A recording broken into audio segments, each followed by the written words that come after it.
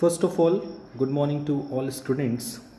In the last video of class 11th accountancy video, we discussed theory base of accounting. Under this chapter, we discussed basic accounting concept and convention, the basis of accounting, that is accrual basis of accounting and cash basis of accounting, and system of accounting, that is double entry system and single entry system of accounting. In this video, we discussed a new topic, that is a process of accounting. You know, accounting process begins with the origin and identification of business transaction and is followed by recording, classifying and summarizing of business transaction, culminating in preparation of trial balance and financial statement, that is profit and loss account and balance sheet. आप जानते हैं कि accounting process जो start होता है वो सबसे पहले हम लोग बिजनेस ट्रांजैक्शन को आइडेंटिफाई करते हैं, उसको मेज़र करते हैं in monetary terms and there after हम उनको अपने बुक्स ऑफ अकाउंट में रिकॉर्ड करते हैं, क्लासीफाई करते हैं, समराइज करते हैं and with the help of summarisation उस सारे ट्रांजैक्शन एंड इवेंट्स की हेल्प से हम बिजनेस का ट्रायल बैलेंस प्रिपेयर करते हैं, फाइनेंशियल स्टेटमेंट प्रिपेयर करते हैं. So today we will discuss the following steps which are followed in accounting process. There are following 5 steps which are followed in the process of accounting. The first step is identification of transaction. The second step is preparation of voucher. Number 3, recording in books of original entry. Number 4, posting to ledger. And last step is preparation of trial balance and financial statement. So the first steps is identification of transaction. Under this steps, first of all, every accountant identifying and measured the transaction events occurred in the business. You know very well, accounting deals with the business transaction which are monetary in nature. So all transactions which cannot be measured and expressed in terms of money cannot be recorded in accounting. For recording business transaction, it is necessary that these transactions are evidenced by an appropriate document such as cash memo, purchase invoice, sales invoice, pay slip, checkbook, passbook. A document which provide evidence of the transaction is called source documents. So पहले step में हम लोग क्या करते हैं, transaction events को identify करते हैं. पहली बात कि वो ट्रांजेक्शन इवेंट्स हमारे बिजनेस से रिलेट करता है कि नहीं करता है. दूसरी बात कि क्या उन ट्रांजैक्शन एंड इवेंट्स को मनी में मेजर किया जा सकता है कि नहीं किया जा सकता है. ओके. और तीसरी इंपॉर्टेंट बात कि जो ट्रांजैक्शन इवेंट्स बिजनेस से रिलेटेड भी हैं उन्हें मनी मेजर भी किया जा सकता है. And there after the third stage of first steps is कि उन ट्रांजैक्शन को वेरीफाई करने के लिए कोई एविडेंस है कि नहीं है, कोई सोर्स डॉक्यूमेंट है कि नहीं है. ओके. तो आइडेंटिफिकेशन ऑफ ट्रांजैक्शन में फर्स्ट ऑफ ऑल हम ट्रांजैक्शन इवेंट्स जो बिजनेस में होते हैं उसमें 3 स्टेज क्लियर करना पड़ता है. पहला कि वो ट्रांजैक्शन इवेंट्स बिजनेस से रिलेट करता है कि नहीं करता है. दूसरा, उन्हें मनी में मेज़र किया जा सकता है कि नहीं किया जा सकता है. और तीसरा, उस ट्रांजैक्शन इवेंट्स को सर्टिफाई करने के लिए एविडेंस है कि नहीं है, सोर्स डॉक्यूमेंट है कि नहीं है. अगर है तो तुरंत हम उन सारे ट्रांजैक्शंस एंड इवेंट्स को हम लोग बुक्स ऑफ अकाउंट्स में रिकॉर्ड कर लेते हैं, जैसे आप देख रहे हैं. Thereafter, immediately we record this kind of transaction events in the books of account. But अगर उस ट्रांजेक्शन इवेंट्स को मनी में मेजर किया जा सकता है और उसका बिजनेस से रिलेशन भी है, लेकिन उसका कोई प्रॉपरली प्रूफ नहीं है. प्रूफ का मतलब क्या है, source documents that is related to the cash memo, purchase invoice, sales invoice, pay slip, chequebook. अगर ये सारे एविडेंस अवेलेबल नहीं है कंपनी के पास, so second step is preparation of voucher. So in the second step is preparation of voucher. On the basis of source documents, entries are first of all recorded on vouchers and then on the basis of voucher recording is made in the journal or books of original entry. Voucher are printed separately by all the firms in their own names. A separate voucher is prepared for each transaction and it specifies the account to be debited and credited. Source document is generally attached to the voucher. Sometimes voucher also serves as source document. Sometimes voucher also serves as a source document, such as in case of PT expenses. Voucher, which are usually arranged in chronological order and serials number, are kept in separate file. दूसरा step क्या होता है कि हम voucher prepare करते हैं. Voucher क्या होता है, कुछ बिजनेस के एक्सपेंस ऐसे होते हैं जिनका सोर्स डॉक्यूमेंट अवेलेबल नहीं होता है, जैसे PT एक्सपेंस. जो छोटे छोटे खर्चे होते हैं बिजनेस में, उनके लिए प्रॉपर वाउचर नहीं होता. जैसे अगर आप चाय की दुकान पे चाय पीने गए, या आपके यहाँ 4-5 एम्प्लॉयज़ काम कर रहे हैं और 4-5 एम्प्लॉय को डेली आप चाय पिलवा रहे हैं, तो उस चाय का कोई रिकॉर्ड होगा? नहीं होगा. या आपका कोई कस्टमर आ गया, आपने उसको अट्रैक्ट करने के लिए, उसको इम्प्रेस करने के लिए उसको लंच करा दिया या कुछ भी करा दिया, छोटा मोटा खाना पीना करवा दिया, नाश्ता करवा दिया, उसका कोई बिल होता है आपके पास? नहीं होता. सो इन सारे PT एक्सपेंसेस के सोर्स डॉक्यूमेंट अवेलेबल नहीं होते हैं. सो इसलिए वाउचर्स की हेल्प ली जाती है. जो बड़े बड़े एक्सपेंसेस होते हैं उनका तो एविडेंस होना ज़रूरी है, उनका सोर्स डॉक्यूमेंट होना ज़रूरी है. अगर नहीं होगा इसका मतलब है कि वो चीज़ें गलत हैं, वो ट्रांजेक्शन इवेंट्स जो हैं वो इलीगल हैं. बट अगर कोई ट्रांजेक्शन इवेंट्स जो स्मॉल अमाउंट के हैं, जिनका सोर्स डॉक्यूमेंट अवेलेबल नहीं है, सो उसके लिए हम लोग वाउचर्स प्रिपेयर कर लेते हैं. सो वाउचर्स की हेल्प से जिन ट्रांजेक्शन इवेंट्स के सोर्स डॉक्यूमेंट नहीं होते हैं, उनके सोर्स डॉक्यूमेंट भी अरेंज हो जाते हैं, as well as all the transaction which have a source document, so it will be entered into the voucher. उसके लिए हम वाउचर क्रिएट कर दिए. सेल्स हुआ, सेल्स वाउचर प्रिपेयर कर दिया. परचेज हुआ, परचेज वाउचर क्रिएट कर दिया. और उस वाउचर को हम सेपरेटली प्रिपेयर करते हैं. लिखा है ना, vouchers are printed separately by all firm. Okay. और वाउचर्स के बेसिस पे ही हम लोग जर्नल या बुक्स ऑफ ओरिजिनल एंट्री जो फर्स्ट होती है उसमें हम लोग रिकॉर्ड करते हैं. ओके. So the third step is recording in books of original entry. आपको पता होना चाहिए कि एवरी अकाउंटेंट जब किसी भी ट्रांजेक्शन इवेंट्स को इन वाउचर्स में रिकॉर्ड कर लेता है, तो उसके बाद thereafter they record these transaction events in the books of original entry. What is the meaning of books of original entry? Transaction are recorded for the first time from a voucher or a source document which is called books of original entry. यानी एक ऐसी book जहाँ पे transaction सबसे पहली बार record किया जाता है with the help of voucher और the source document, it is known as books of original entry.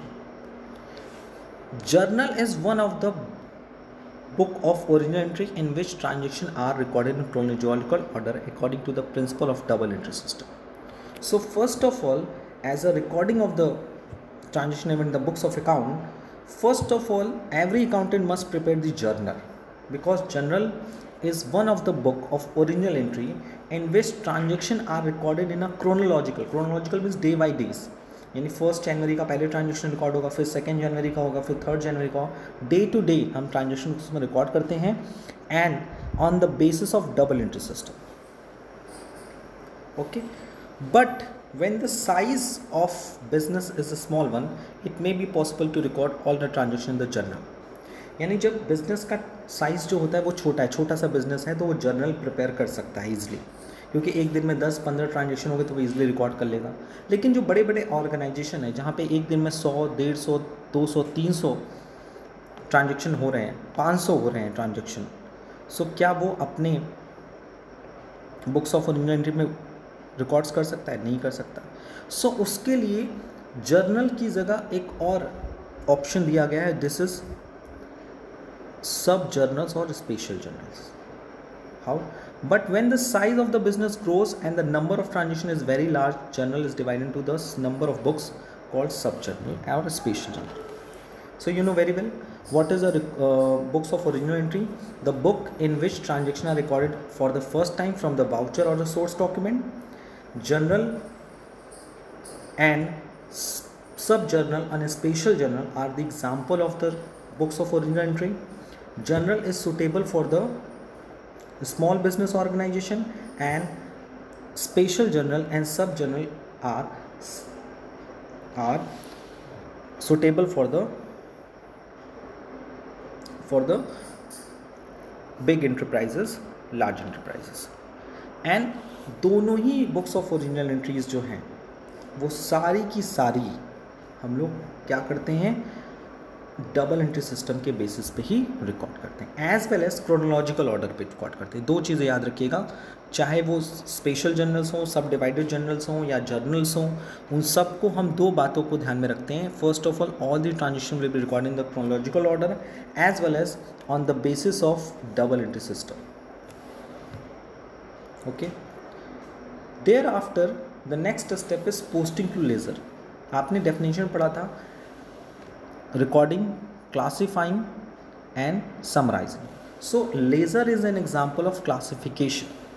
The next step in the accounting process transfer to all the entries recorded in journal or subsidiary book to the respective accounts in laser. A laser is the principal book of account in which all the transactions ultimately find their place under their respective accounts in a duly classified form. For recording in laser, all transactions are classified and transactions of similar nature are recorded at one place in an account open in their name, which will provide a complete picture of all transactions relating to them at a glance. Yes, all transactions are classified and transactions of similar nature recorded at the one place name, complete picture of them. Yani after the preparation of books of original entry, when transactions are recorded on the basis of their nature of the business, so first of all the transaction and events recorded in the journal or the subdivided journals. Okay, and thereafter all the transaction should be classified which have a similar nature. जैसे cash से related जितनी भी nature होंगे, जहाँ पे भी cash आया गया होगा या गया होगा, यानी cash receipts and cash payments, तो उन सब के लिए एक स्पेशल अकाउंट बना देंगे which is known as cash account. So it is a part of ledger. Suppose business में परचेज होते हैं, तो एक बार तो परचेज नहीं होते हैं, तो कंपनी में क्या किया गया, एक परचेज अकाउंट क्लियर कर लिया गया. So all the purchase should be recorded in the purchase account. Sales account बना दिया गया. So it is a particular account which provide a complete picture of all transaction relating to them at a glance. यानी आप एक बार laser account देखोगे तो पूरा का पूरा आपको डाटा उसका मिल जाएगा. जैसे हमने एक साल के अंदर 500 टाइम्स सेल्स किया, 400 टाइम्स परचेस किया, 300 टाइम्स एक्सपेंस पे किया. सो आप अलग अलग जब जनरेटर देखोगे तो उनको सिमिलर नेचर ऑफ की जो चीज़ एक्टिविटी होती है वो बिज़नेस में कई बार होती है. बिजनेस में कई बार रेंट पे होता है, कई बार एक्सपेंस होता है, कई बार परचेज होता है, कई बार सेल्स होता है. सो एज अ होल कितना सेल हुआ, कितना एक्सपेंस पे हुआ, कितना कैश मिला, कितना कैश गया, कितनी इनकम हुई, अदर इनकम लाइक कमीशन मिला, कैश मिला, कितना फिक्स से परचेज हुआ, कितना राम को मैंने दिया, कितना श्याम से मैंने लिया. So all these things will be find at one place and these accounts are opened in name. So ledger, what is a ledger? Ledger separate account are opened in the name of each person when customer or supplier. Likewise separate accounts are opened for assets, liability, purchase and sales. So हम separate account open कर देते हैं, चाहे assets का हो, चाहे liabilities का हो, चाहे purchase का हो, चाहे sales का हो, चाहे supplier का हो, चाहे customer का हो, and as well as incomes and expense के भी हम लोग क्या कर देते हैं, separate account open करते हैं. सैलरी का अकाउंट, रेंट का अकाउंट, डिस्काउंट का अकाउंट, यानी all the transaction which are recorded in the books of original entry. So we will classify this similar nature of transaction are recorded at one place with their name. जैसे discount है, company ने कितना discount लोगों को दिया तो उसके लिए खोल दिया डिस्काउंट अलाउड अकाउंट. कंपनी ने कितना डिस्काउंट लोगों से रिसीव किया तो उसके लिए खोल दिया discount received account. So I hope posting to ledger जहाँ पे हमें पर्टिकुलर अकाउंट से रिलेटेड इन्फॉर्मेशन मिल जाती है एक ही जगह पे कि एज अ होल हमें कितनी बार ट्रांजेक्शन हुआ और नेट अमाउंट क्या है. The last step of accountancy, that is the preparation of trial balance and financial statement. After the preparation of ledger, after the classification of the transition events in the books of account, thereafter we prepared the ledger, the trial balance with the help of ledger. क्योंकि laser में हम लोग क्या करते हैं, individually account open करते हैं. Sales का अकाउंट ओपन कर दिया, परचेज का कर दिया, सेल इनकम का कर दिया, एक्सपेंस का कर दिया, एसेट्स का कर दिया, लाइबिलिटीज़ का कर दिया. So every account has its own balance. ठीक है, लेज़र का हम लोग बैलेंस भी करते हैं.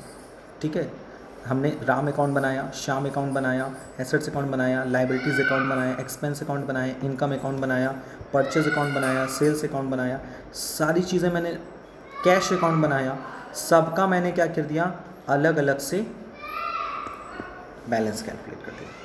सो उस बैलेंस की हेल्प से हम लोगों ने फिर ट्रायल बैलेंस का नाम ही है बैलेंस, यानी with the help of balance up calculated in ledger account, we prepared trial balance. So what is trial balance? Trial balance is a statement prepared with the debit and credit balance of ledger account to check the arithmetical accuracy of posting and balancing of ledger account. If trial balance does not tally, it indicates that some error in posting or balancing of account have occurred and steps are taken to locate and rectify such errors. यानी जब हम trial balance बनाते हैं तो किसकी help से बनाते हैं, with the help of laser. Laser में जो बैलेंस आता है उस बैलेंस की हेल्प से हम लोग ट्रायल बैलेंस प्रिपेयर करते हैं. अगर ट्रायल बैलेंस का जो दोनों साइड है, उसमें दो साइड होते हैं, डेबिट एंड क्रेडिट साइड. जब हम लोग प्रैक्टिकली क्वेश्चन सॉल्व करेंगे तो उसमें हम लोग और डिटेल में डिस्कस करेंगे. तो अगर ट्रायल बैलेंस का बैलेंस इक्वल आ जाता है, यानी दोनों साइड इक्वल आता है, debit side of the trial balance and the credit side of the trial balance will be equal. So in this situation हम ये मान लेते हैं कि कोई भी अर्थमेटिकल एरर नहीं है. But if trial balance does not tally means does not equal, so ये बताता है कि हमसे ट्रायल बैलेंस को प्रिपेयर करने में, लेज़र प्रिपेयर करने में या लेज़र का बैलेंस कैलकुलेट करने में कोई दिक्कतें हुई हैं या कोई गलती हुई है. So trial balance help to identify the error while we preparation the journal or ledger and balancing of the ledger. And thereafter with the help of trial balance we prepare the financial statement of the company. You know, there are basically two financial statement of the company. The first one is income statement, and second one is a position statement.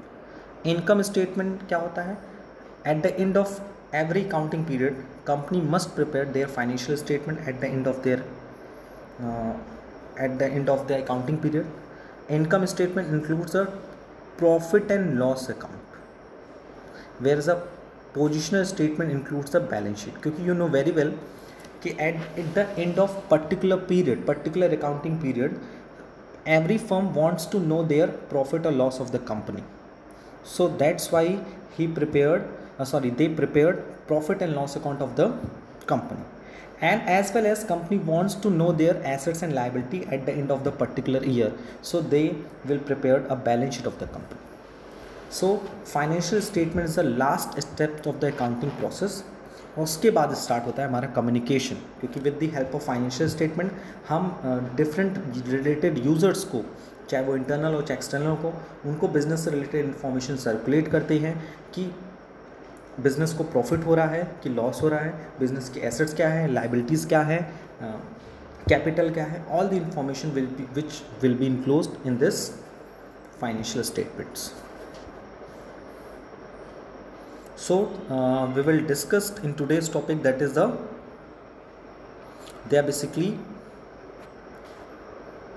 5 steps in process of accounting. The first one, सबसे पहले हम transition events को identify करते हैं, फिर there after vouchers record करते हैं, vouchers prepare करते हैं. जो पीटी एक्सपेंसेस होते हैं, छोटे छोटे एक्सपेंस होते हैं, उनके वाउचर्स अवेलेबल नहीं होते हैं, उनके एविडेंस नहीं अवेलेबल होते हैं, सो उनके लिए एविडेंस का काम करता है vouchers. Thereafter we record the transaction events in the books of original entry, that is journal or subdivided journal, sub-journals, and thereafter we classify all those transactions in the particular account opened with their own name. and after that we prepare the trial balance. Trial balance is prepared with the help of balance calculated in particular ledger, and thereafter we will prepare the financial statement. Financial statement includes two statement, position statement and income statement. With the help of income statement we prepared trading and profit and loss account. With the help of profit and loss account, company wants to know their profit and loss at the end of the particular period, and with the help of balance sheet, company determines its assets, liability and capital at the end of the particular accounting year. After discussing the process of accounting, now we will discuss the important difference between cash basis of accounting and accrual basis of accounting. You know what is cash basis of accounting and accrual basis of accounting. In the last video we discussed separately what is cash basis of accounting and accrual basis of accounting. Now we will discuss the distinction between cash basis and accrual basis of accounting. The first difference is on the basis of recording of cash and credit transaction. You know, cash basis of accounting says that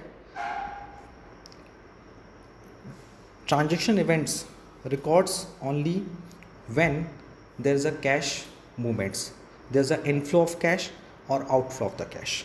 But in accrual basis of accounting, the complete records of all cash as well as the credit transaction.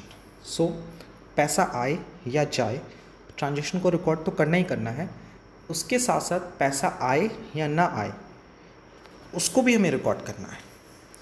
Clear? यानी ये ज़रूरी नहीं है कि cash का movement होगा तभी transaction events को हम रिकॉर्ड करेंगे. ठीक है? अगर पैसा ड्यू हो गया है, becomes due, rent becomes due, तो उसको भी हमें रिकॉर्ड करना चाहिए. इनकम मिली नहीं है लेकिन आपने सेल कर लिया है. सपोज़ आपने किसी को 100 रुपये का अपना प्रोडक्ट सेल कर दिया, तो 100 रुपये आपको मिला नहीं है, लेकिन आप लीगली आपके पास एक राइट आ गया है कि आप उसे 100 रुपये रिकवर करा सकते हो. So that's why you record the cash credit transaction as well as cash transaction. But in the cash base of accounting only cash transaction are recorded in the books of account. Is that clear? The second one, timing of recording of income. As per this basis, as per the cash basis, only those income are recorded which have been received in cash. But in accrual basis of accounting, all income are recorded whether their cash is received for them or not. The third one, timing of recording of expense. As per the cash basis, only those expenses are recorded which have been paid in cash. But in accrual basis of accounting, all expenses are recorded whether cash is paid or for them or not.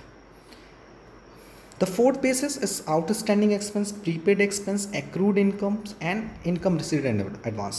You know very well what is the outstanding expense. Any expense which are due but not paid.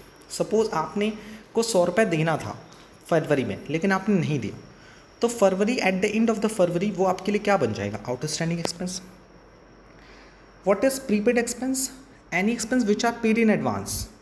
Suppose आपको जनवरी में 100 rupees देना था और फरवरी में 100 rupees देना था, मार्च में भी 100 रुपीज़, आपको हर महीने 100 रुपीज़ देना था. ठीक है? आपने जनवरी में ही जनवरी का पैसा तो दिया ही दिया, साथ ही साथ आपने फरवरी का पैसा भी दे दिया, मार्च का भी पैसा दे दिया, अप्रैल का भी पैसा दे दिया. सो जनवरी के बाद जितने भी पेमेंट आप कर रहे हो वो सब क्या है? प्रीपेड ही तो है. हम मोबाइल पे बात करते हैं तो पहले पैसा भराते हैं फिर बात करते हैं. सो दैट्स वाई हम लोग मोबाइल को क्या कहते हैं? प्रीपेड. और पोस्टपेड में क्या होता है कि पहले एक महीने बात करते हैं, फिर उसका एक बिल आता है, फिर हम उसको पे करते हैं. ओके? सो that's Y prepaid. Accrued income क्या होती है? वही इनकम के सेंस में सोचिए कि आपकी इनकम अर्नड हो गई बट आपको मिली नहीं. जैसे आपने एक महीने किसी को सर्विस दी बट आपको पैसा नहीं मिला, सो एक्रूड इनकम हो गई. इनकम रिजन एंड एडवांस, तो आपने सर्विस किसी को कुछ दी नहीं, प्रोडक्ट कुछ नहीं दिया, आपको एडवांस मिल गया. जैसे सपोज आप कॉन्ट्रैक्टर हो, तो कॉन्ट्रैक्टर को काम स्टार्ट करने से पहले सर्टेन अमाउंट दे दिया पार्टी ने, तो आपके लिए क्या हो गया? Income and advance. इस क्लियर हो गया क्या होता है ये चारों टर्म? अब हम लोग बात करते हैं डिफरेंस की.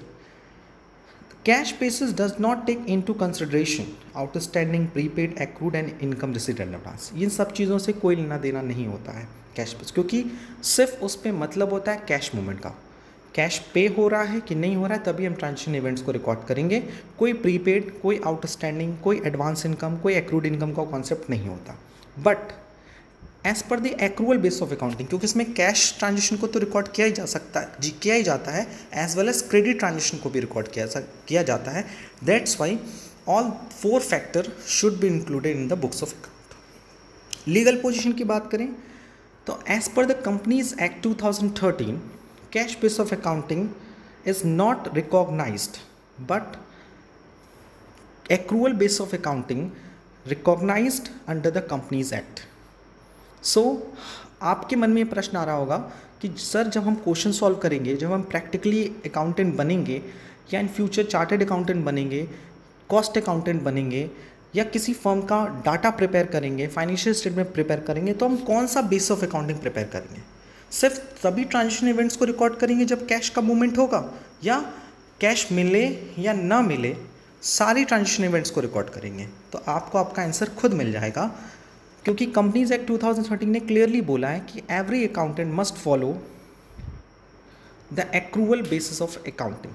So every transaction and events whether there is a cash or not, it will be recorded in the books of account. Okay, so today we will discuss the cash basis of accounting and accrual basis of accounting.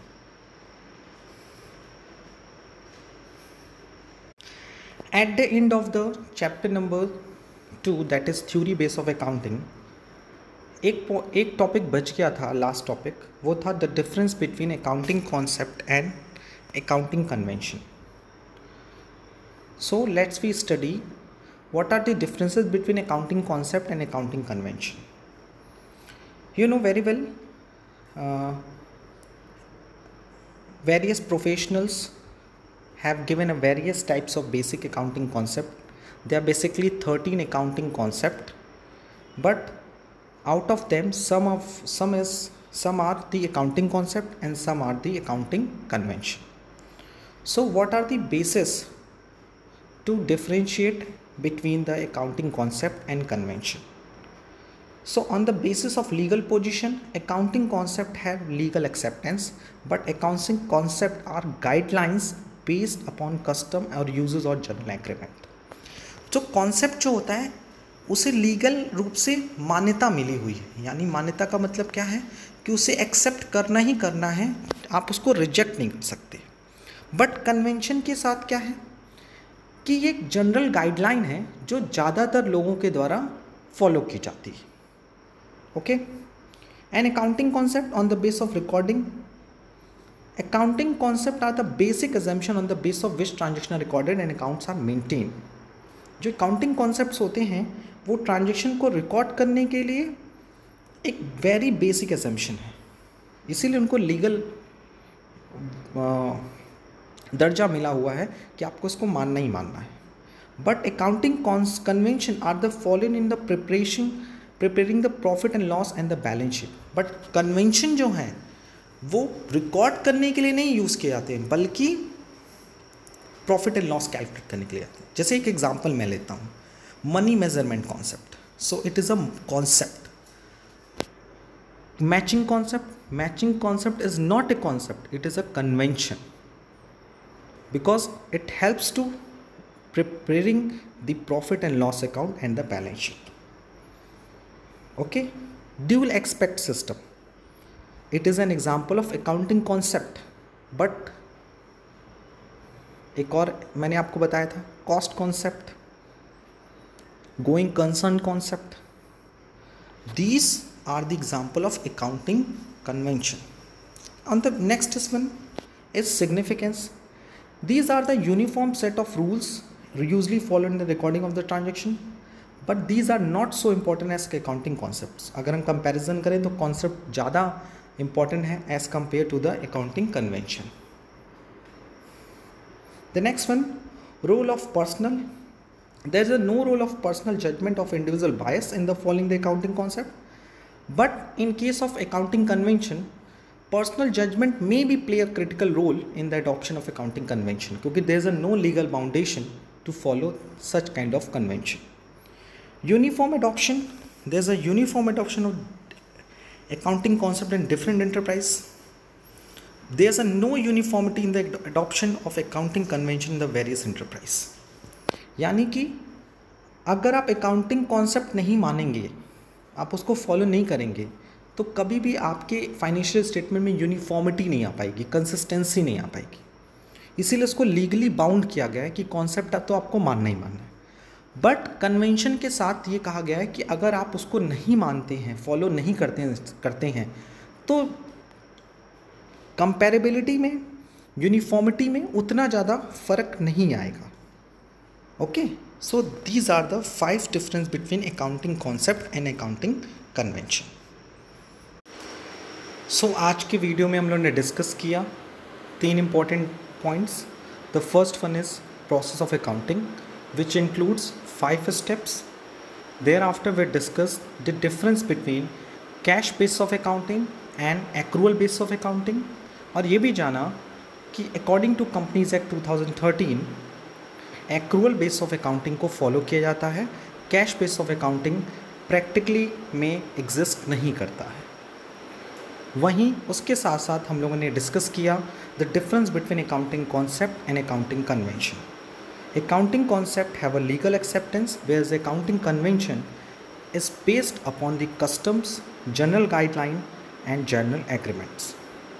और ये भी जाना कि books of account में entries को record करने के लिए हम लोग अकाउंटिंग कॉन्सेप्ट्स को फॉलो करते हैं, और profit and loss and balance sheet prepare करने के लिए अकाउंटिंग कन्वेंशन को फॉलो किया जाता है. ओके, सो आई होप कि आज जो हम लोगों ने डिस्कस किया वो काफ़ी हद तक आपको समझ में आया होगा. If you have any kind of doubt regarding this chapter so please ask me. आज के लिए इतना ही. Thank you. Thanks a lot.